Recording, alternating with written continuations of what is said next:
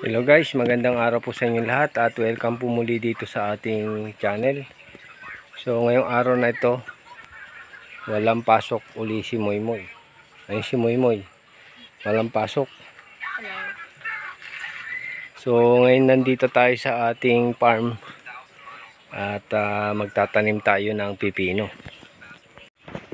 So nag-uulan na naman po guys at nawasak itong ating greenhouse. Ayan, yung ating bubong. Nasira pati yung ating mga punlang pipino. So marami pong nasirang punlang pipino. Ayan. Na dapat itatanim na po natin. Pati po ito nasira din. So yung iba pinilit namin itanim kasi nga po nasira na siya. At may mga tumubo naman po pero madami ang namatay. Ayan. Ayan po. Itinanim na namin ng isang araw. Pero marami po nasira din. Hoping na yung iba makarecover kagaya po nito. Sana makarecover po siya. Pero madami po ang namatay kagaya po niyan. Ito rin namatay din. So papalitan natin siya, sana magkasya yung ating mga punla. Ayan. So ngayon may dumating na yung ating order na hose. So makakapagbalot na tayo. Kasi kinulang po yung ating plastic mulching. Meron pong tatlong tudling na hindi po na balutan. At saka yung hose natin naubos na rin. So nag-order tayo guys ng hose sa Lazada. Ito po dumating na yung ating drip hose. At maglalatag na tayo ng plastic dito. Pero bago yan, bibigyan ko kayo ng update dito sa ating mga halaman na talong. Ayan. Pero talagang pagka humaulan medyo mahirap. So yung ating mga talong, dahil hindi na masyado nag-uulan itong mga nakaraang araw, so makikita natin at ang dami na rin po niyang bulaklak. Sana gumanda po ito. Yung ating ampalaya, ayan, medyo marami na rin pong bunga. Pero maliliit. Pero sana ay lumaki. Kasi hindi pa naman po namamatay at nagtatalbos ng bago naman yung ating ampalaya. Ngayon din ang ating talong.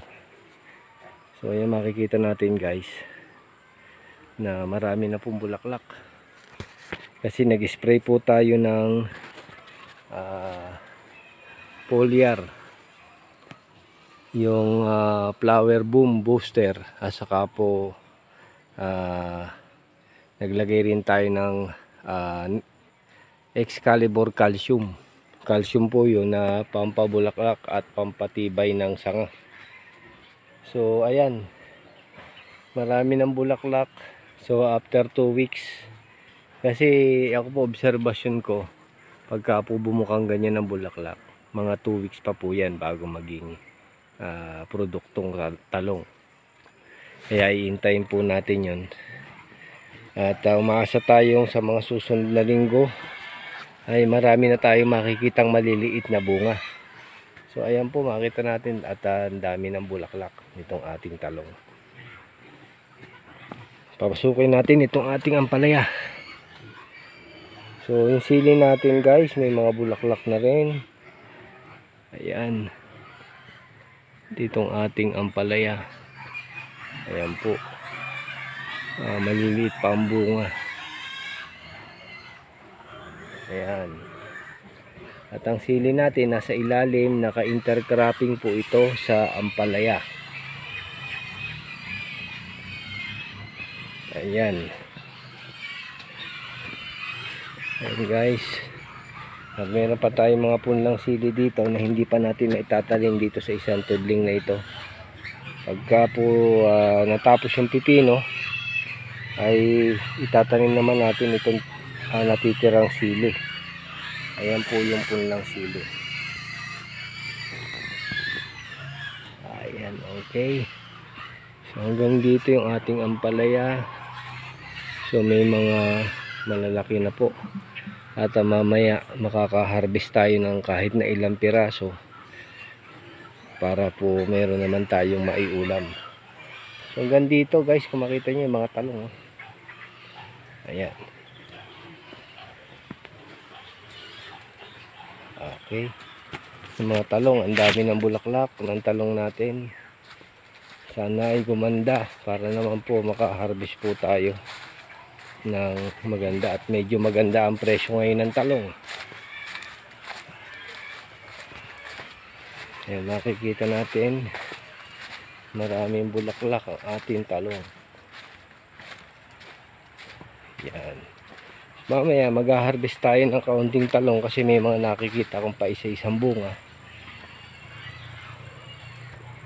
Ay meron tayong pang ulam habang iniintay natin yung karamihan ng talong. Ayan po. Maganda. So dito guys meron tayong dragon fruits. Ayan o. Pero itong Australian variety ng dragon fruits na ito, hindi po nagtuloy yung mga bunga niya. Namulaklak po ito nung nakaraan kaso nung nag-ulanan bumagsak po siya. So yung mga bulaklak niya nahulog. Pero itong isang variety ng dragon fruits na ito, ayan po, at meron tayong nakitang hinog. Kukunin na natin to. Matikman natin itong ating dragon fruits. So ayan guys. At meron pa rin po itong mga bulaklak. Ayan, may bunga na. At doon meron pang isa pang bunga. Sana po ay magtuloy. Ito po kasing isa na ito. Itong dragon fruits na ito ay yellow din po siya. Kaso wala rin bunga ngayon. Sa bagay, August pa lang po ngayon. Maaari pa po magbunga pa ito. Kung masisikatan ng araw. Kasi ang dragon fruits, gusto niya nasisikatan ng araw Tingnan nyo guys ang ating talong. Ang daming bulaklak. Yan. Bulaklakan na po ang ating mga talong. May mga maliliit na tayong talong. Yan. Konti-konti. At sana itong ating bulaklak ay tutuloy nating alagaan ito para yung mga bulaklak ay magtuloy po. Yan. So titingnan natin yung ating papaya doon.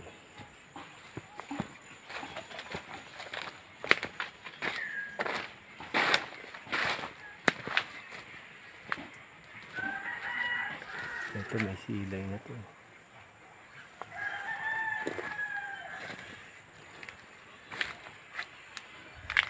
Silay na ito. Yung mga silay na ito. So meron na po ding hinog. Kukunin na natin itong papaya na to. Mukhang papaya na to ay nasira po ng tag-ulan. At meron din tayong kalamansi dito. Namumunga na.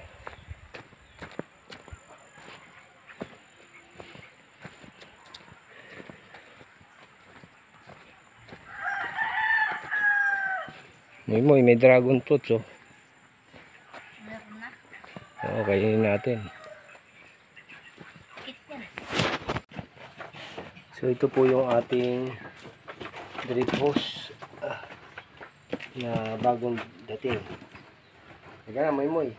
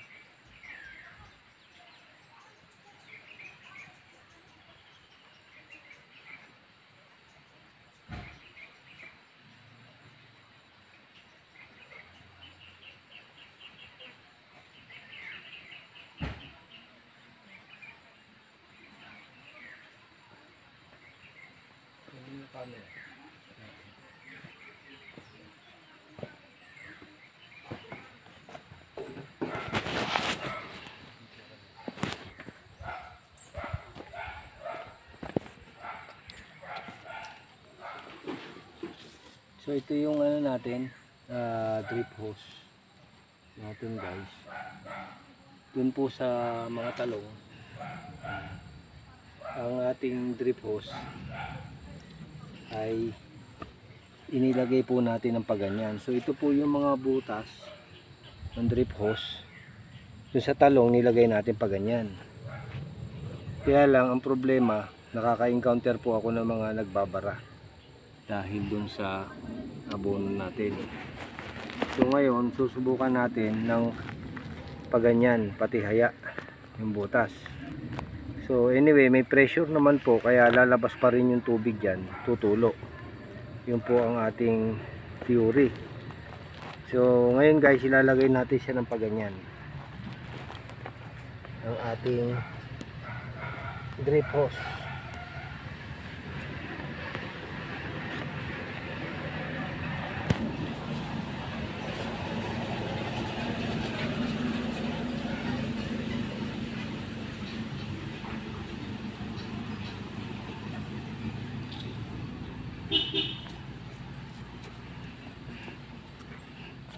Titingnan natin kung ano ang epekto, kung magiging effective ba ito, baka ganito ang lagay o kailangan nating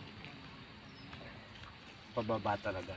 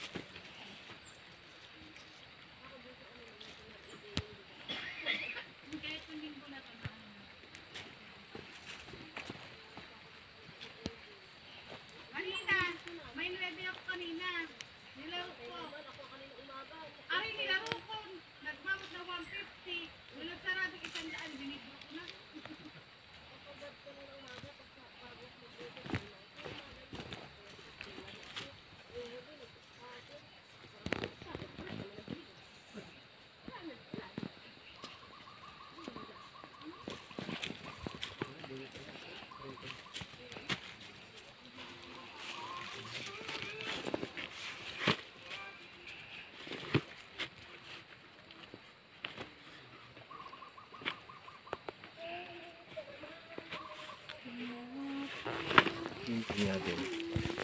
Kukunin ko lang dito. So, ilalagay na tayo ng plastic mulching.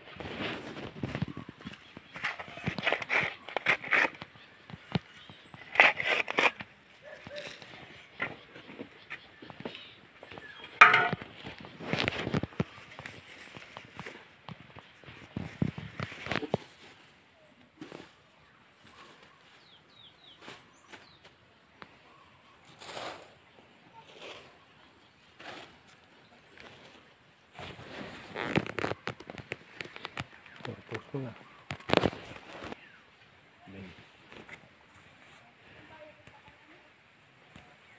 Ganito po kami dito sa Pilipinas.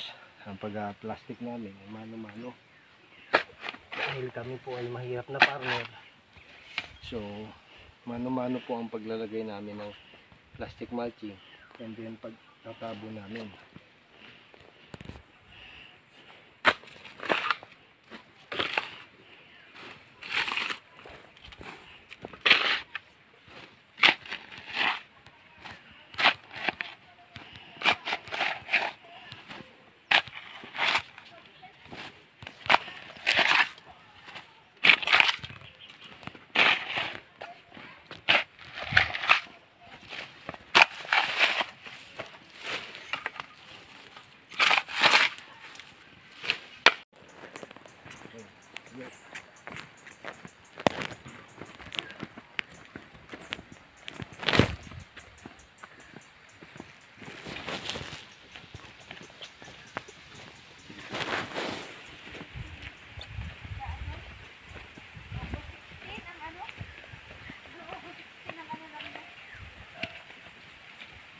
Ayan, kunan mo to.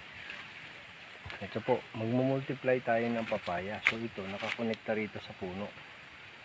Dahil ito magandang variety. So ang gagawin natin, ito ay ano po natin to, i-grafting natin. Okay. So ang gagawin natin ay ihiwain natin to ng dahan-dahan.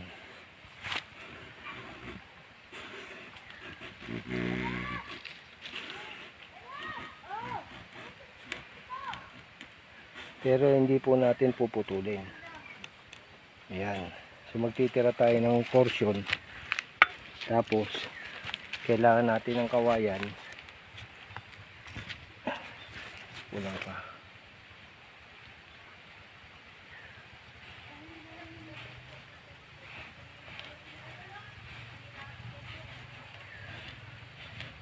Ayan. So kailangan po natin ng kawayan. Ito. So lalagyan natin dito ng sisingitan natin. Ayan, singitan natin ng kawayan. So hindi na po maghihilom ito. And then meron tayo ditong rooting hormone. Ayan o. Rooting hormone po ito. Lalagyan natin ng rooting hormone dito para po mag-ugat siya. Ayan.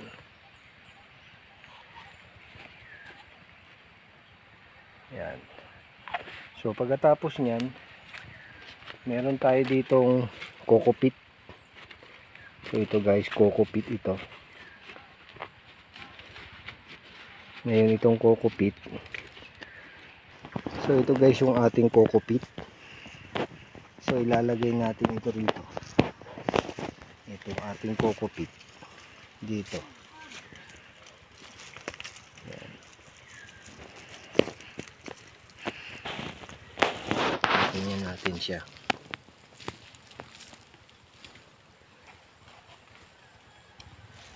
Dagdagan natin. Meron tayong plastic. Ito plastic natin to. Ilagay natin sa plastic yung coco peat natin. Tapos igaganyan po natin yan.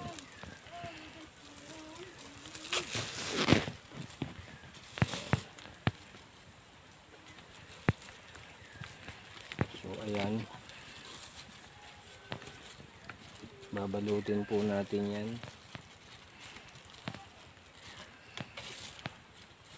Ang plastic.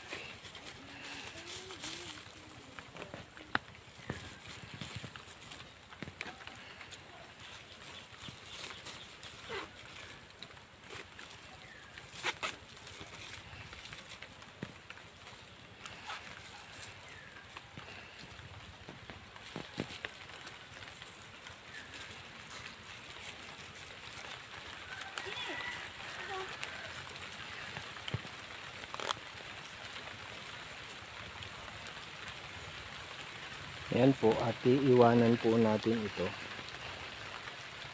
ng mga ilang linggo para makapag-ugat po siya.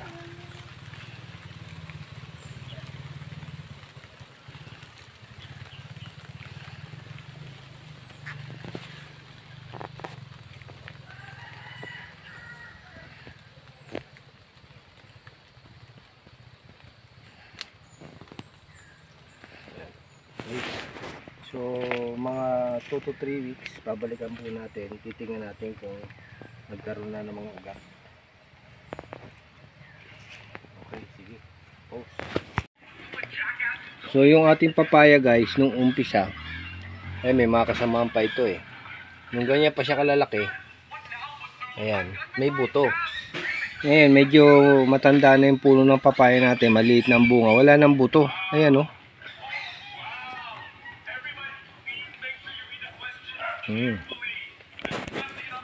So ito, at kakain tayo ng papaya ngayon. Ito ang ating merienda. Ayan o. Ayan, kahit muy kapiraso lang. Ito. So binalatan ko siya kasi medyo matigas pa siya. Ang variety po nitong ating papaya ay Red Royal.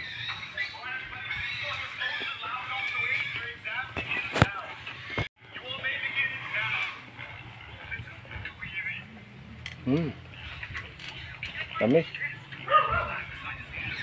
Tamis ng ating papaya.